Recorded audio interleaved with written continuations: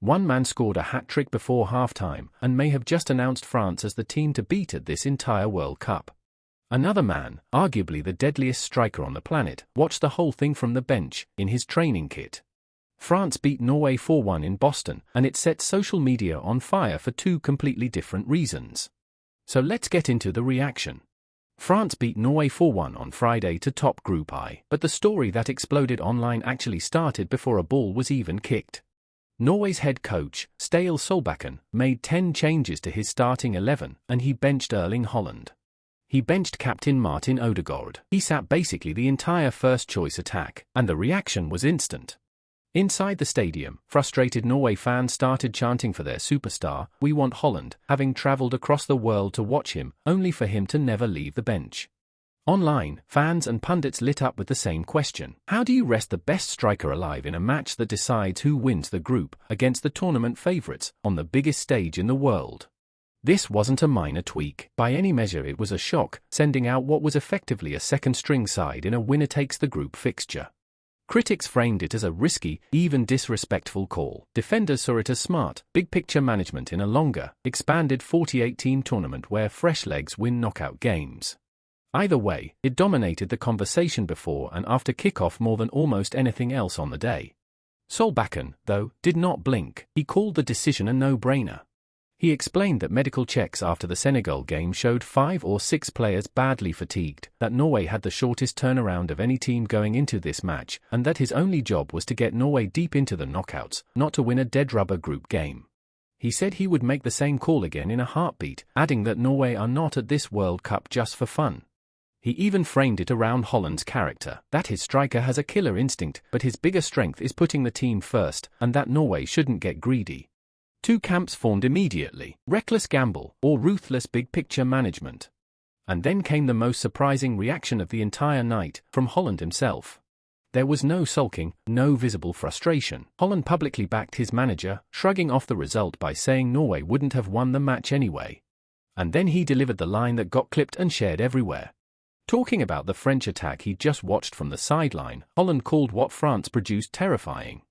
Mbappé, Ousmane Dembélé. He said they just keep coming, and that this France team can go all the way. Stop and think about that for a second. One of the best forwards on earth, sitting in a training top, watching the opponent, and calling them terrifying. That single quote did more for France's title credentials than the 4 goals did. Because praise from a rival striker of that level isn't a soundbite, it's a warning to the rest of the tournament. And remember, this was supposed to be the headline duel of the entire group stage. Haaland against Mbappé, 2 generational goalscorers on the same pitch. Instead, the man who was meant to be the co-star spent the night as France's biggest hype man. So who, exactly, made Erling Haaland say that? One man, and his night was historic. Of France's 4 goals, 3 came from Ousmane Dembélé, and all of them inside the first 32 minutes. 7th minute, 20th minute, 32nd minute, that one teed up by Kylian Mbappé, a complete hat-trick before half-time. The record books lit up instantly. According to ESPN, it was the first-half hat-trick at a World Cup since 1994, and the second fastest in the tournament's entire history. The reigning Ballon d'Or winner, already on 4 goals at this World Cup, was pulled off to a standing ovation in the second half, job long since done. The wordplay basically wrote itself online, the best player in the world, reminding everyone exactly why he holds that title. And it wasn't only the goals. Mbappé crashed a shot off the crossbar just 21 seconds into the game, setting the tone before Dembélé took over. And here's the part that should scare everyone else. Dembélé was pulled off after just 65 minutes with the game already won. France are so deep they can rest a hat-trick hero and a reigning Ballon d'Or winner and barely drop a gear. The experts didn't hedge, either. ESPN's verdict was blunt. This hat-trick confirmed France as a genuine World Cup favourite. Not a hopeful, not a contender, a favourite. Now, in fairness to Norway, and this matters, their second string didn't just roll over. Ståle Solbakken pulled one back to briefly make it 2-1, and early in the second half Norway even won a penalty. But Jørgen Strand Larsen's tame spot kick was saved by Mike Maignan, and the door slammed shut. In fact, here's a quirky stat the data crowd jumped on. Norway actually edged the expected goals count, largely because of that missed penalty. The scoreline said 4-1. The underlying numbers were closer than you'd ever guess.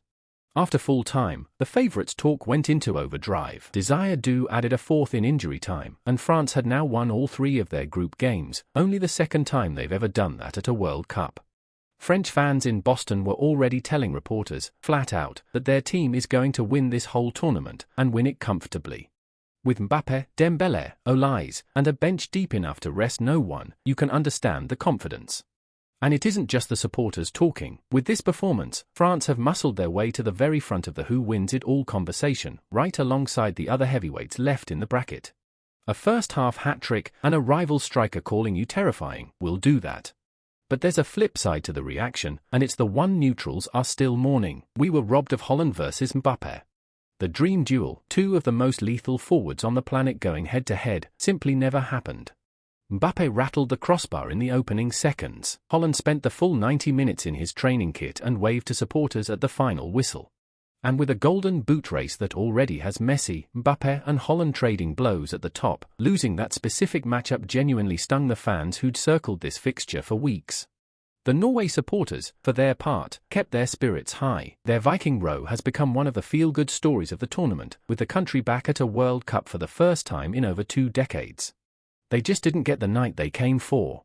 So here's where it leaves both teams. France march into the round of 32 as many people's outright favourites, fresh, ruthless, and carrying a striker who just rewrote the record books. They didn't just win, they made a statement, and the rest of the field heard it loud and clear. Norway, meanwhile, are making a bet. Solbakken traded a result and a spectacle for fresh legs, and now Haaland and Odegaard come storming back, rested and hungry, for a round of 32 tie against Ivory Coast. If Norway go deep, the coach looks like a genius. If they crash out, that benching becomes the story of their entire tournament. So that's the debate I want to leave with you. Was sitting Haaland a masterstroke that wins Norway a knockout game, or an arrogant gamble that just handed the favourites a free confidence boost? And after a night like that, with a hat-trick before halftime and a rival calling them terrifying, are France now your pick to win the entire thing? Tell me where you stand in the comments, and let's argue it out. I'll see you on the next one.